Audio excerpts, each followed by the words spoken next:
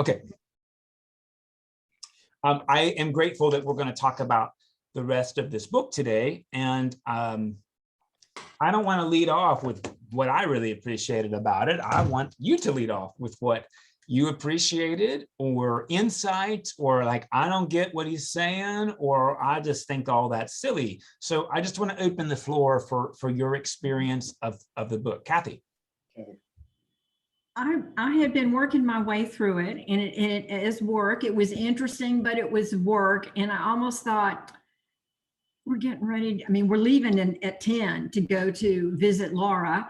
And I thought, well, maybe I'll just blow this last section off. And boy, howdy, am I glad I didn't, because it's like, wow, this is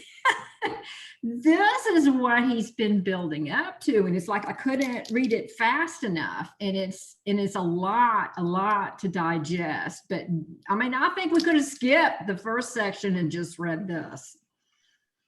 Well, but then you might not have appreciated enough. Well, maybe not. Because of your high enthusiasm, would you be willing to mention one or two things that you found particularly insightful in that last section? Particularly where he was pointing out that the material and spiritual are two sides of the same coin. You cannot have one without the other. So that you cannot have, well, you can, but it's not effective, and it's not necessarily worthwhile if you have evangelism without social justice. They're two sides again. So it just, and heaven is really transformative possibilities. It's not a separate place. Again, that the spiritual and the material are tied together. And heaven is wherever God is acknowledged. I love the confirmation class kid who came up with that one. I thought that was perfect. Thank you. I really appreciate those specific things. And I love your enthusiasm for the last chapter. Yes. I got stopped when I read the sentence, would there be Christianity without heaven? That kind of like, oh, wow. Say more about that. Huh? Please say more about that. Well, it stunned me because I wasn't quite sure how to handle that sentence. Mm-hmm. It was certainly, I mean, there are other kinds of religions, if we call them, here in the world that don't have a heaven concept. For example, Judaism, I don't think, has a heaven concept. So what would Christianity look like if there was no heaven? I don't know. There's a song about that by John Lennon.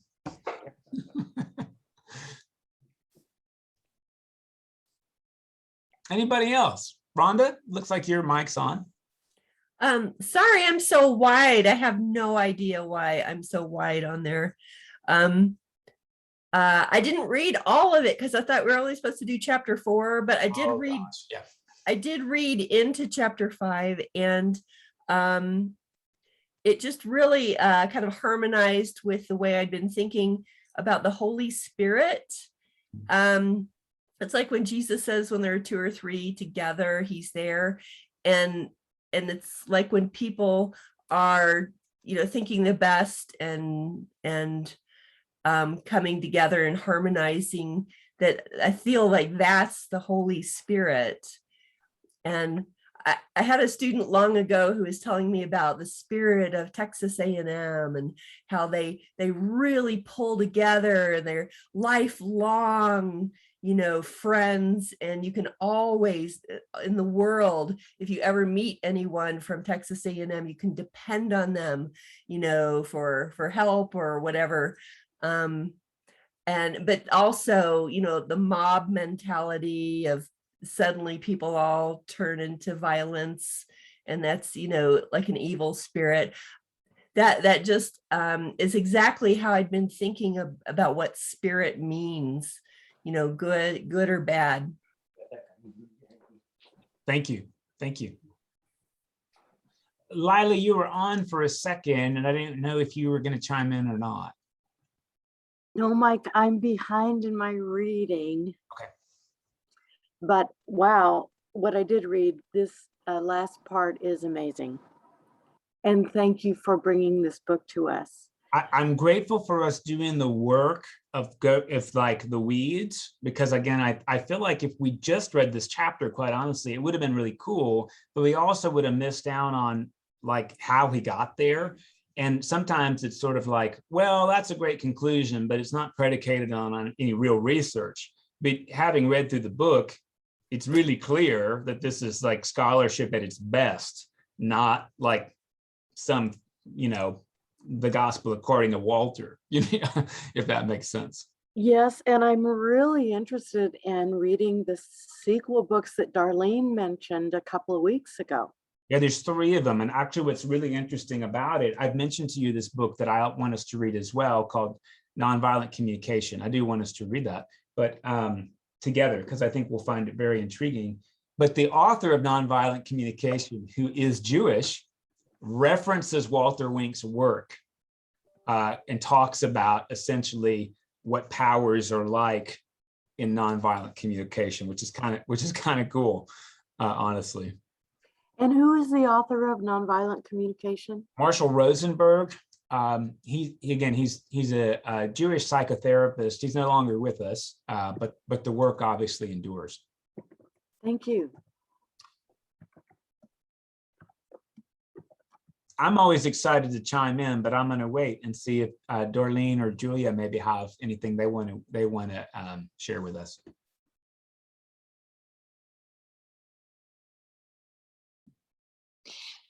Mike, going along with your interest in nonviolent communication, I liked what he said about changing reality also means changing us within, watching for the darker side of us, how that could emerge as we're trying to fight social injustice.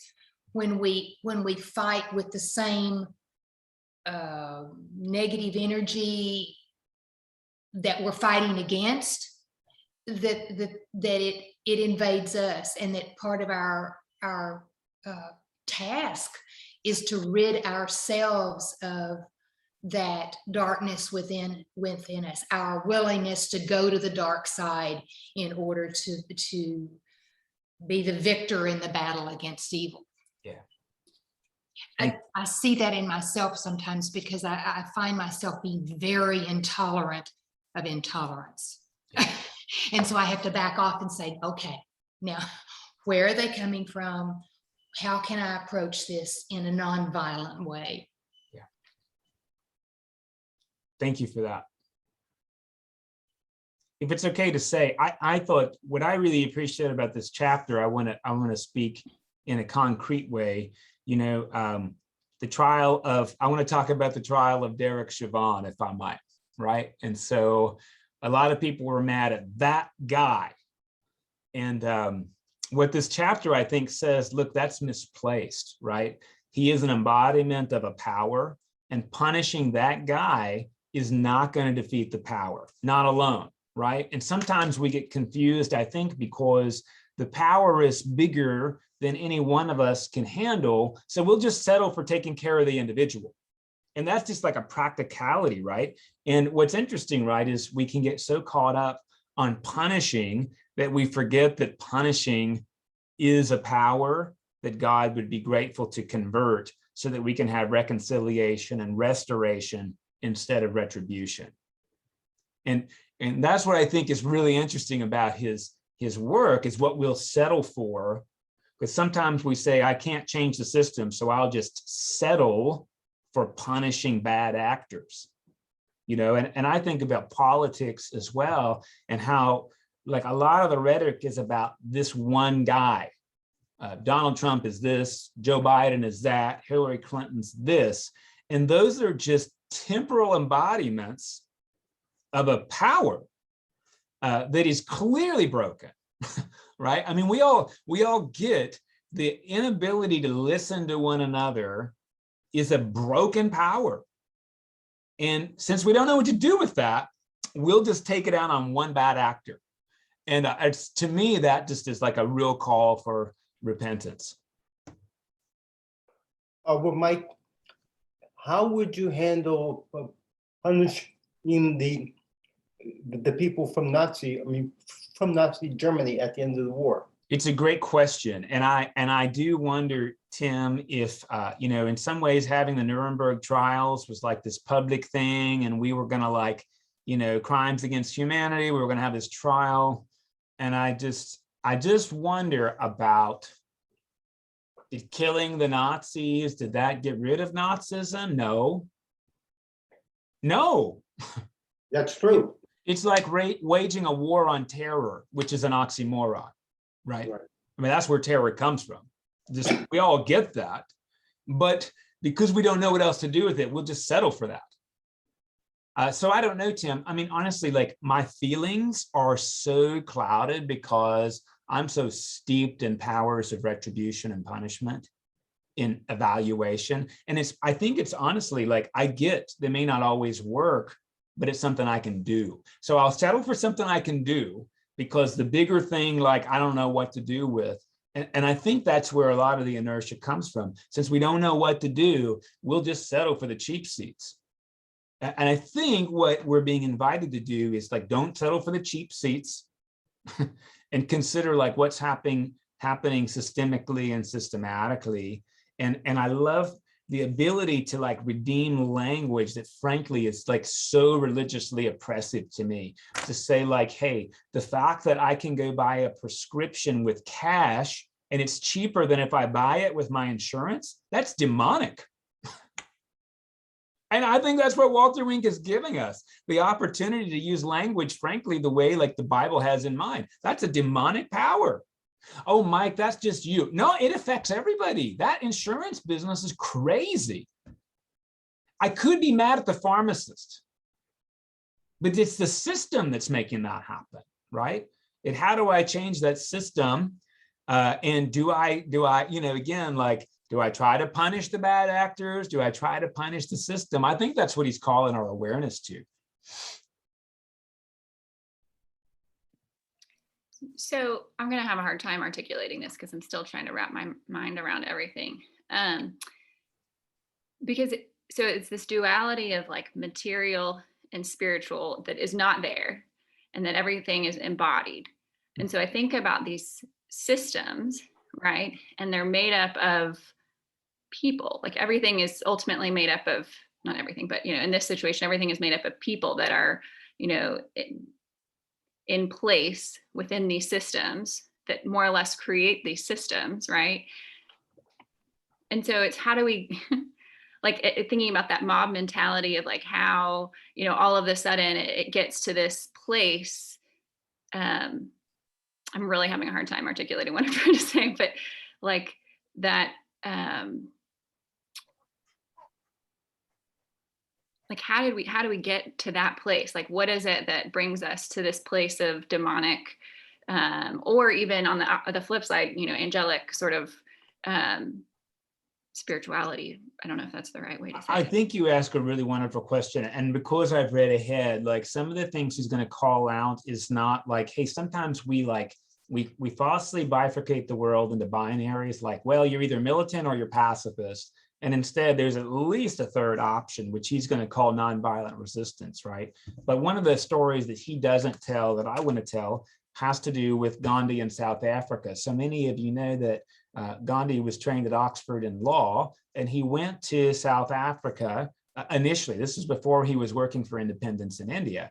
And one of the things the British government had done, because there were so many Indians, like, from India in South Africa doing work, was they all had to carry around these ID cards. And it was very, very similar to busing in the United States. Like, Gandhi had bought a ticket first class, and the first class filled up with white folk, and there were people waiting to get in. And he was told, go to second class. And he said, no, I paid this ticket. And he got thrown out of the train. Well, one of the things he organized was burning your Indian ID card, because no Afrikaner had to carry those cards around. So they were burning this card. It was public.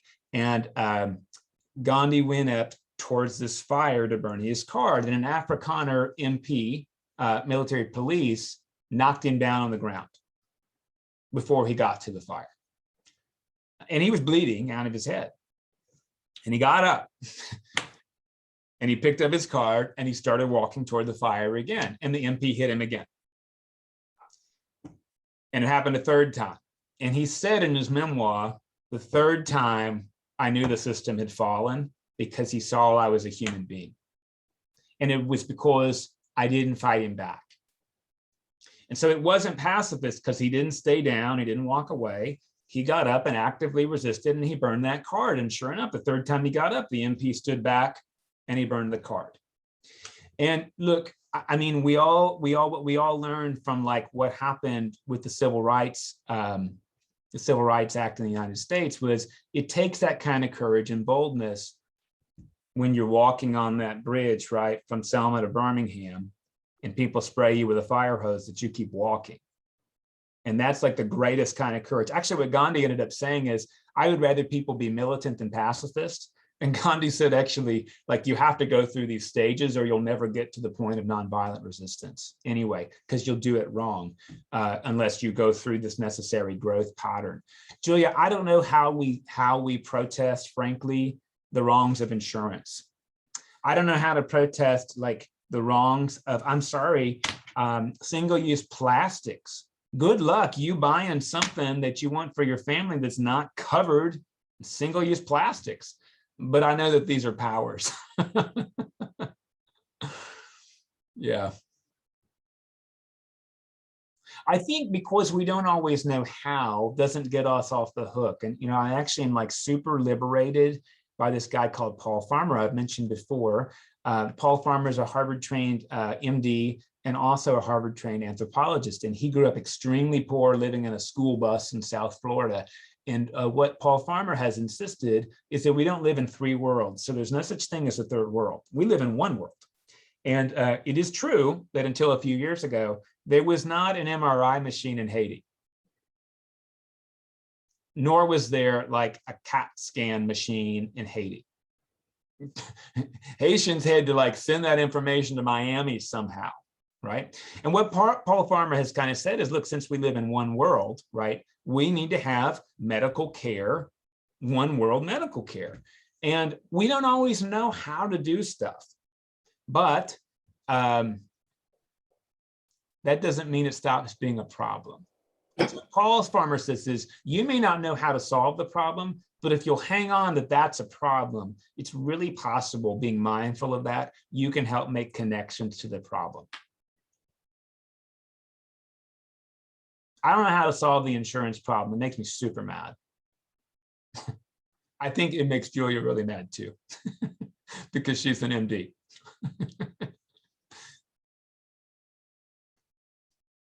I don't know how to solve the environmental problem. I mean, I drive a Prius, but let's be honest, like the metals for the battery are like not very sustainably mined.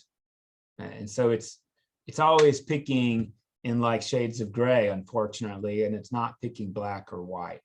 Man, I love punishing people. I do. I love punishing people, mainly because I'm so oriented in punishment and evaluation.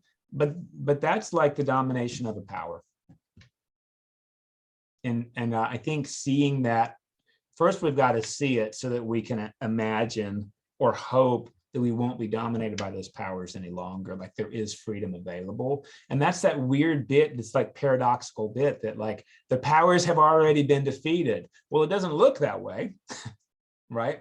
And part of what Walter Wink says, right, is their defeat is because they've been unmasked. And part of like the prophetic witness is to continue to unmask the powers.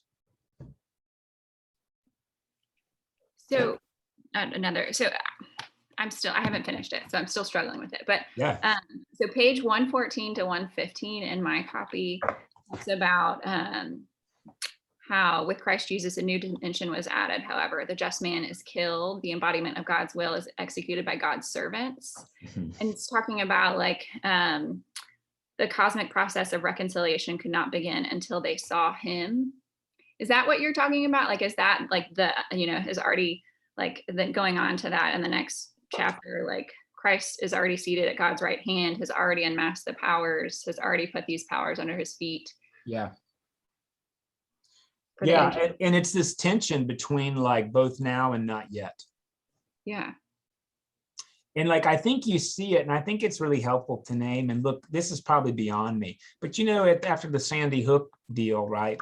Like the Amish group forgave the shooter. And I don't know how they did that. I mean, I don't know how they did that. I can't imagine somebody hurting my child and me like wanting anything to do with them again ever. But that's the way they chose to be. And no, he didn't bring their children back. We all understand that. He did not bring their children back. And it didn't mean they were detached in some kind of meaningless way, like nothing matters. I think because it matters so much, they found something that I would call is like supernatural in this process. And those are the kinds of stories that we like are important to lift up. Like, instead of saying like, oh, what a neat thing, like that's the gospel of Jesus Christ. And sometimes it seems beyond us, especially on the outside, and then we find ourselves in these moments. And sometimes like, I don't know what else to say, spiritual and supernatural strength like shows up in us. We find ourselves doing things we didn't think we could do, mainly because like we're sensitive and open to that pulse. And I don't think it's because we're possessed by good spirits. I think like in the sense that like we lose our faculties. I mean, we're open to a spirituality that is greater than punitivity.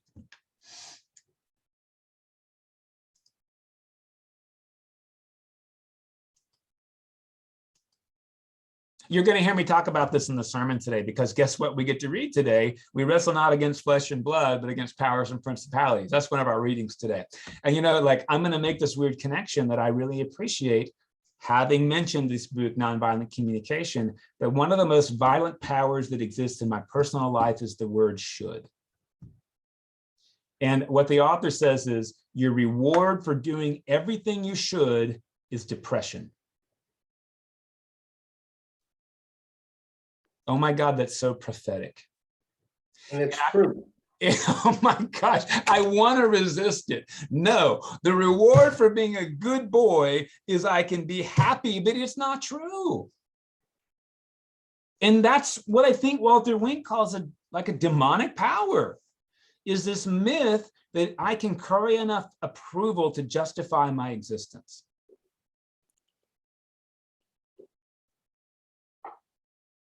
And I'll just go ahead and name this. I did some work and that I'd already done, and it was to my taste, and I showed it to somebody, and I was really wanting to connect with them, and I asked the dumbest question possible that is just me living into a power. I said, what do you think? And of course, what I wanted was to connect with this person, but what I set myself up for was to be evaluated. And what was going to happen? They were either going to say, I don't like it, connection failed, or they were going to say, I like your taste. Well, does that give me the connection I want? No. No, because it's based on their approval. I already did what I wanted to. Why couldn't I just enjoy it? And that's a power we're steeped in. I'm steeped in. Well, you know, I think we are all steeped in trying to get approval, and that, as you said, is evaluation. Yeah. So we are constantly asking for people to evaluate us. And I'm going to say this at 10:30. I didn't say at 8. It's one of the reasons I hate telling people what I do, because as soon as I say what I do, they're going to evaluate me. And I know it. More so than if I said I'm a math teacher. When I say I'm a math teacher, people say, oh, I could never do that. As if that's going to make any kind of human connection with them. But that's a lot better than when I say I'm an Episcopal priest, because people either decide I'm too liberal, or I must have a sense of piety that mirrors theirs, or I'm supposed to do something I'm not doing. And I hate telling people what I do for that reason. And it's because I don't want to be evaluated by them. I don't want them comparing me to their last priest or their last minister. And I'm not embarrassed for what I do. I just have such a hard time with that evaluation bit. But what's odd is I'll inflict it right on everybody else.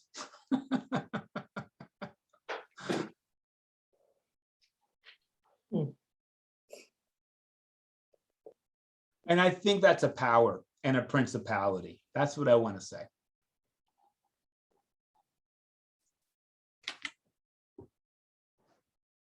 And I can't say even more than my occupation, right? And I think probably everybody in the room has felt evaluated based on their occupation.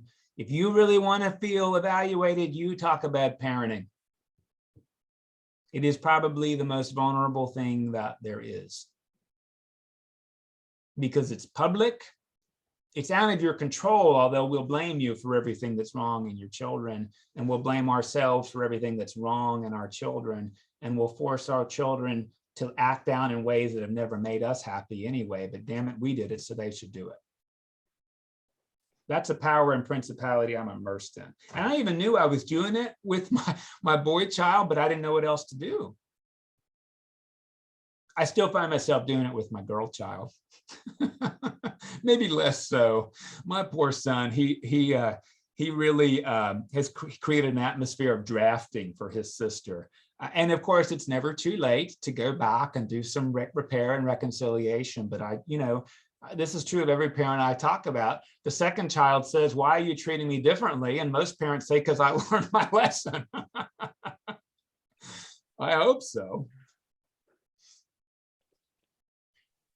Also because their temperaments are so different. Absolutely. And trigger things in you from your childhood and your upbringing, and what works on one child doesn't necessarily work on the next. And even when you're trying to do things the same, it doesn't work out that way. Yeah.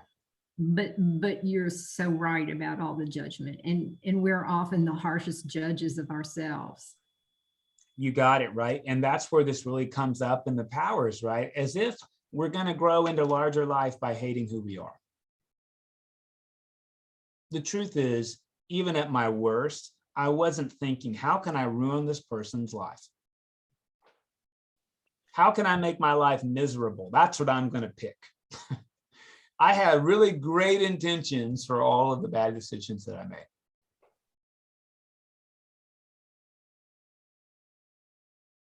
And instead of, if it's worth doing, how does the saying go? If it's worth doing, it's worth doing well. Is that how it's supposed to go? Yes, I think so. The Nonviolent Communication book says, look, that's just an impossible standard. So instead, if it's worth doing, it's worth doing poorly. And that's a good way to live. Yeah. Well, I guess that means that we live into our values, that maybe it's like learning to do anything. When you start out, you're not an expert, you have to keep practicing it. So I think that sort of discourages practice and just keeping on. Yeah. How about if it's worth doing, it's worth enjoying it? Yeah. That's taking the value judgment away from it totally. Yeah. And that's the mindfulness, enjoy what you're doing, focus on it, experience it fully. And have a cake after somebody tries something and fails. Yes. Right. Maybe not even when they try and succeed, because that could have been lucky, right? But trying and failing deserves a party. And celebrate trying, celebrate growing and learning from our mistakes, celebrate being human. These, I think, are the real world, like piety things that are in front of us. And again, just to come back to this book, what I love, having grown up evangelical, is that he's giving me a way to not give up really old, powerful language and not just feed that to people who have only embodied that spiritually, right? And as a Baptist kid, and look, Baptists do some wonderful things. So I want to start with that affirmation. In fact, the Southern Baptist Church owns more missionary capital than the Roman Catholic Church. I don't know if you know that. That's sort of crazy to think about in terms of missionary capital. But as a kid, what I learned is you go to hungry places and you save their soul, because you probably can't save their body, and their soul's more important. And of course, we understand that what the Red Cross is missing out is that people aren't just physical. And so it's not an either or, it's got to be a both and, right? And so the gospel is proclaimed when we take complete care of human beings, body, mind, and spirit. And I think that's what he names really, really well, is freeing us from pure physicality and pure what we call spirituality. Hence this language of Paul in the New Testament, right, that really bothers most people I know. Paul talks about the resurrection of your physical body. And look, most people I know who think about heaven, they don't want their physical body. Or not this one. They want like Brad Pitt's physical body, or they want like Jennifer Aniston's, and bad news, right? Like you don't get to have it both ways. And of course, what Paul's not saying is, hey, you just get to be for you and live in some party. He's talking about like the embodiment of spirituality, which the church has done a terrible job, right? Punish the body, free the spirit. That's nuts.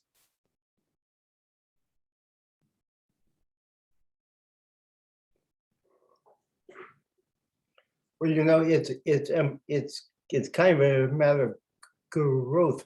When you're very young and you talk to your children, you talk about heaven and going there and all these stories. And then as you grow, that has to change somehow. But I don't think it ever does. I tell our kids here, and I don't know what they're going to hear from me, but I do try to talk to them about these things. Like, if you ask people what's prayer, usually what they'll say, prayer is talking to God, or like prayer is asking God for stuff, or prayer is telling God how good God is, right? And I just want to offer a different definition to our kids, so hopefully, like, they don't have the baggage I grew up with. Now, maybe they'll get different baggage, right? But I just sort of say prayer is an awareness of God's presence in the world. And it may or may not have words. It could actually be when you're kind to somebody else. Like, that's the best kind of prayer, because it's embodied spirituality. And for me, like, I learned this big lesson about prayer a long time ago, where I used to like say, hey, God, Kathy's really sick and I want you to heal. Different Kathy, not Kathy Delgado. Kathy's really sick and she's got this cancer and I want you to heal her. And I knew that wasn't tenable because it didn't work. So either I didn't have enough faith or whatever. Instead, one day I was praying for this other Kathy who had stage 4 ovarian cancer. And I knew what happens when you have stage 4 ovarian cancer. You die. And you're either going to die from the cancer or the chemo, by and large, right? And so I found myself praying that she would do what I would do, die from the cancer, not from the chemo. And there was this like small voice that, I don't know that it was God, but maybe, that said like, hey, Mike, why do you get to pick what happens to her?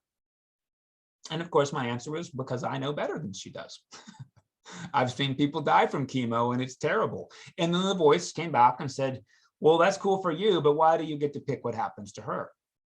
And so like, I had this interesting prayer where I considered her condition and had a dialogue with myself in God's presence about who got to be in control and what it is I wish for her. And ultimately what I came down to, like the only real prayer I could pray for Kathy is that she knew where, she discerned clearly where she wanted to put her will. And then she had the peace and courage to follow it.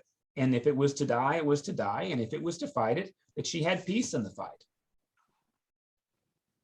Maybe that's a weak prayer. I felt like it was really strong. So I tried to quit asking God for outcomes, because quite honestly, I just don't think God does it. I don't believe in that anymore, right?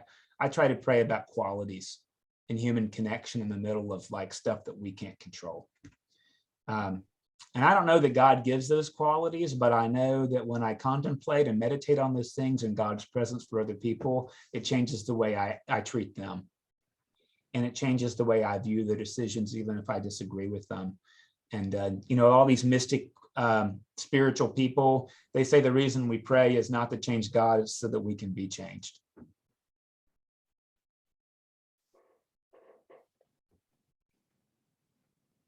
And when I bought some school supplies for kids at McWhirter, that was like one of my best prayers recently.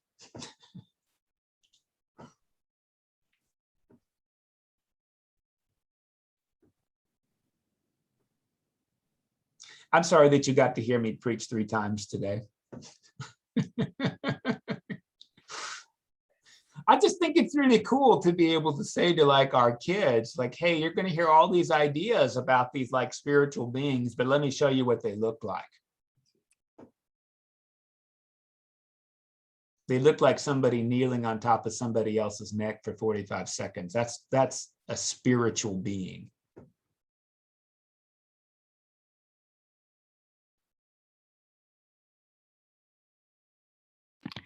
It's just such a radically different way of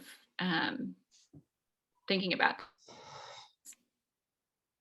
but a lot more life-giving for me. Full, and I can wrap my head around it a little bit better. Yeah. I mean, I came to the point, and I don't want to sound super weird, right? Like, I wish in some ways the red demonic forces were the reality, because I could do an exorcism and fix it. But you can't exorcise an alcoholic and a mom, and it takes the rest of their life. And I hate that. And it's the truth, which means I've got to reorient what demonic forces look like and what it means to like live in the awareness of them without submitting and paying homage to them.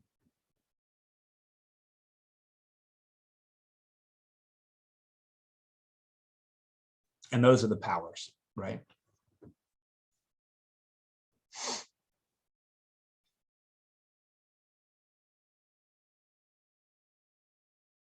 Anybody else? Mike, you're describing a completely different way of actually being in the world, and it sounds really good. I'm grateful to hear that. To me, it's a little bit disappointing because it's like not magical anymore. And the magic, right, is like only comes when you continue to show up, right?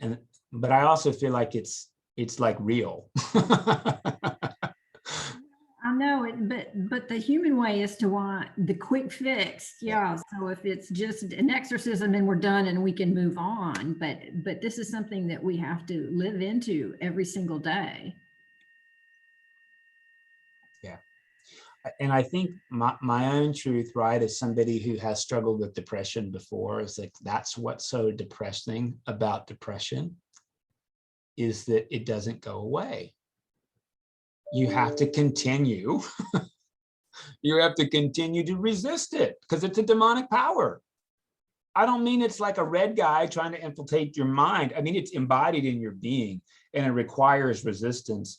And one of the hardest things about dealing with alcohol abuse or drug abuse or things like depression, right, is that like, if you don't do it for a day, you're back in hell.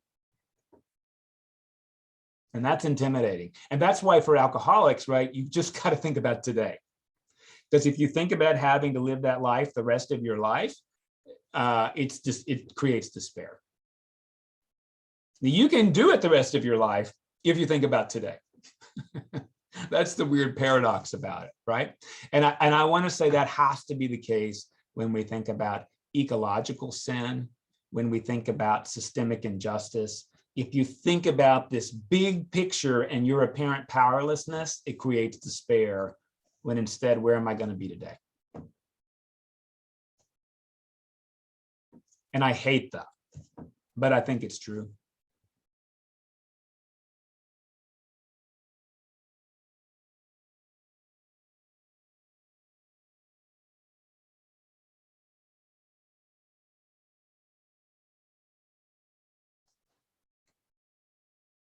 Anything else we want to raise up from this particular book? Well, I think that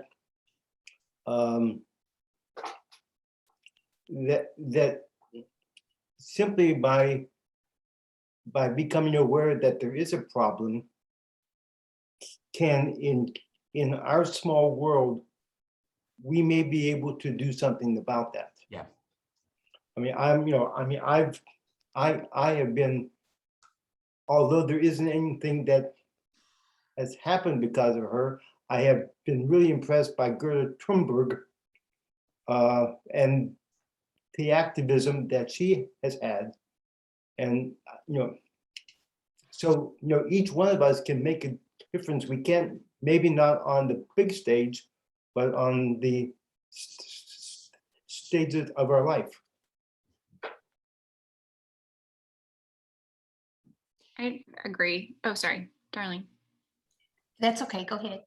Well, I was just going to say, doing the disciple Bible study this week with it asked some specific questions about like, what can you do?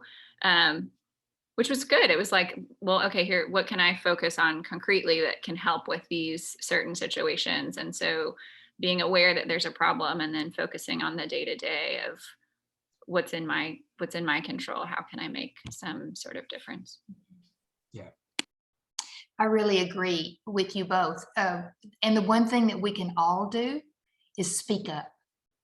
I think too many of us kind of sit back and see bad things happening or concerns, and we don't speak up. We don't say, this concerns me.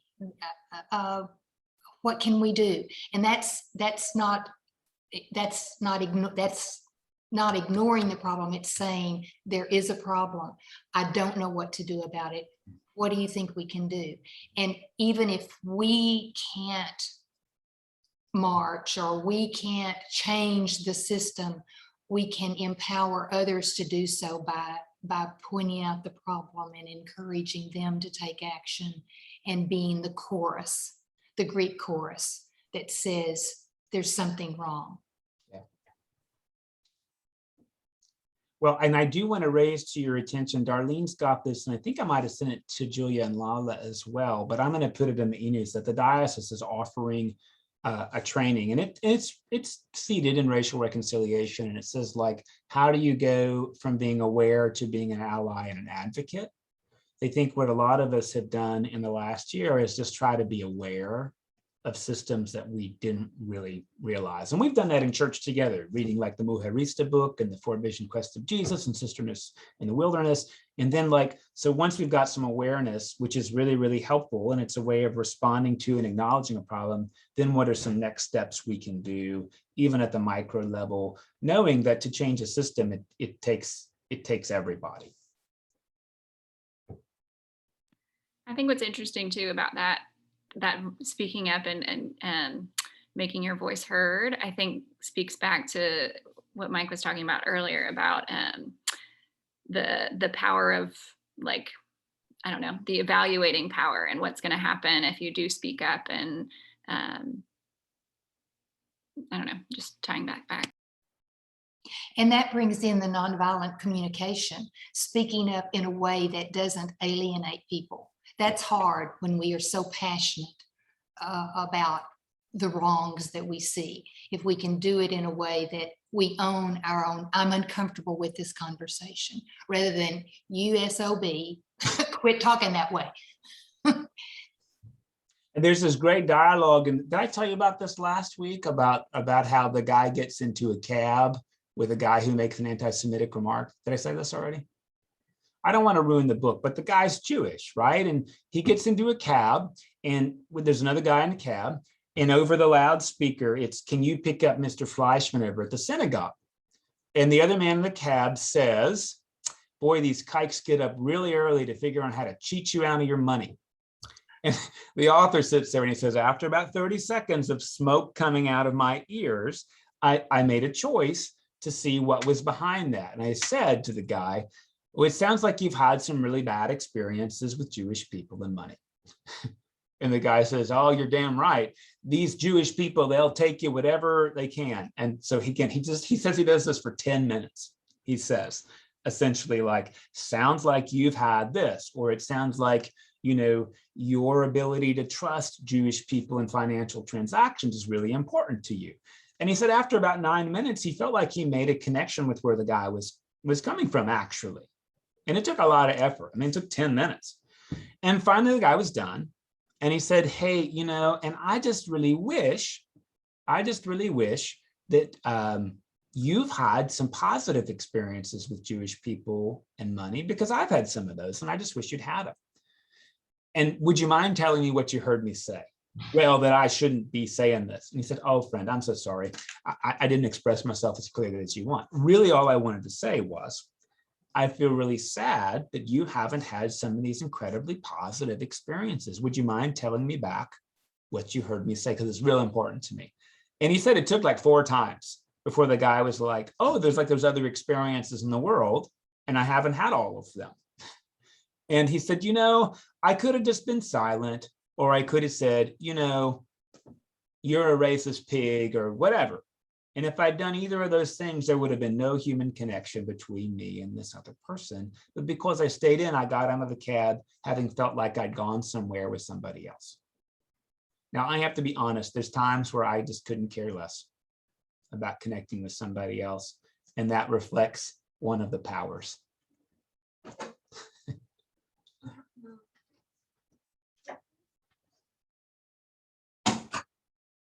So when he got out of the cab, did he say that he was Jewish? No, I don't think so. Okay. And I think because, and you get this, right? If like the way we communicate with another does create some violence, even if it's not physical or intentional, about whether or not we're able to make a connection. And so if somebody says like, I hate the Christian church, and I say, oh, well, I'm a priest, that creates this like jarring bit, instead of like, it sounds like you've had some really, really disappointing experiences with the church.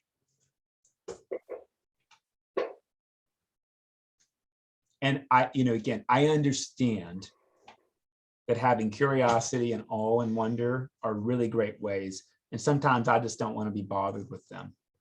I don't want to wonder. I don't want to be curious. And that's a power in principality.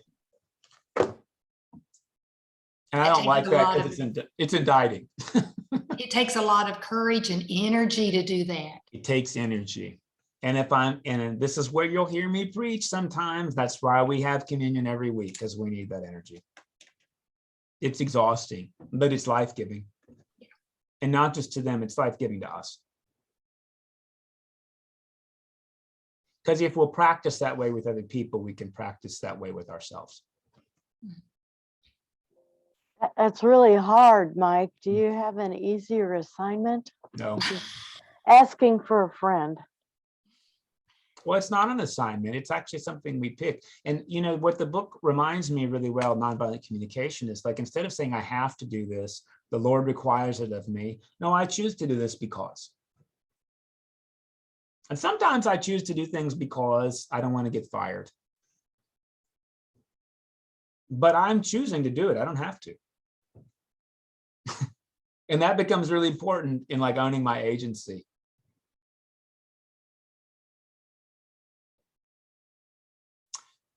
I think that brings us to a point of, what do we want to do next? And we don't have to jump right into book 2 of his, which is, by the way, called Unmasking the Powers. We don't have to. We certainly can. In the meantime, like, to give us a little bit of a reading break, we might have a chance to hear from Alex, our new family minister, just about like his trajectory, and ask him some questions about his vision. We might be able to do that with our seminarian, Eric Ellis, so you can hear like, what's his call to ministry and how is he growing into it, and what's it mean to be a seminarian? These are things we might do, but I just want to take the pulse of people who are actually here. What would be a good next step for us? Do we want to continue to read into Walter Wink's trilogy? Do we want to take a step back and do that later? I like your suggestion to hear from Alex and Eric. Maybe we have them combined in one session, because I think that's kind of a lot to put on one person to talk for an hour. They don't have to talk the whole hour. Yeah, no. And it would be nice to know them. And my brain is fried. I'm reading a fluffy romance now to give it a break. And then I will be ready to dive back into something else. Okay. I would enjoy hearing from from both of those. I think that would be very interesting. Thank you. So what if I said we can do that, and then what should we do? Because that gives us time. I would be really interested in that nonviolent communication. I'm Yeah. actually doing this as part of my job, and I teach medical students, and so I'm participating in this physician healer track, and that's one of the books that we are gonna read this year with them. I have not read it yet. Oh, that's amazing to hear other people are doing it. That's really cool. Yeah. Okay, so you think it would meet your needs for us to perhaps do that book next, and then we can come back to Walter Wink down the road if we want to. I like that idea. Okay, that sounds really good. So I feel like I've got a good Yes. way to go here in terms of what we can do immediately next. And I'll get this in the e-news too. So probably what we'll try to do is hear from Alex and or Eric next week or the next 2 weeks. I'll set that up with them. And then after that, we can get into nonviolent communication. I want to tell you there's a book, but there's also, if you've got the Libby app on your phone, it's a library app. Harris County Public Library will give you this book on Audible. And the reason I like it on Audible is because Marshall Rosenberg is the one speaking. And he deviates from the book, and you get to kind of hear both his cadence and the way that he does, like he emphasizes particular words. And I always appreciate that. It's always cool. It's not always cool. Sometimes the author really should just write and not read their work. But he's not one of those. It's nice to hear him read his own work. He's now dead, but it's been recorded. So it could be a both and like or it could be an either or. Either you listen to this book as you go, it's in like 4 sessions, or we can read through the hard book. I can tell you I'm not going to read the book. I'm going to listen to it again. I've already listened to this book twice because it's really deep for me. And he brings up some interesting resources. Like I said, Transforming the Powers, he mentions. How to Make Yourself Miserable, he mentions, which is a really interesting book. It's strategies to be less happy than you already are. And the author of that book says, you're really good at this anyway. So let me just tell you how you can be better at making yourself miserable. Punished by Reward is another book that he mentions that I've got on my queue from Audible. The Libby app doesn't have it. So there's a lot of resources around this. And I'm actually hoping that I can get maybe certified in the nonviolent communication track down the road, because it just seems like a really interesting frame for me. Okay, so that sounds like what we'll do. I'm really grateful for your slogging through an initially tough book, and I'm grateful you enjoyed the conclusion. And I'll see you all soon. Thank you, Mike. Thank you very much. Bye, everybody.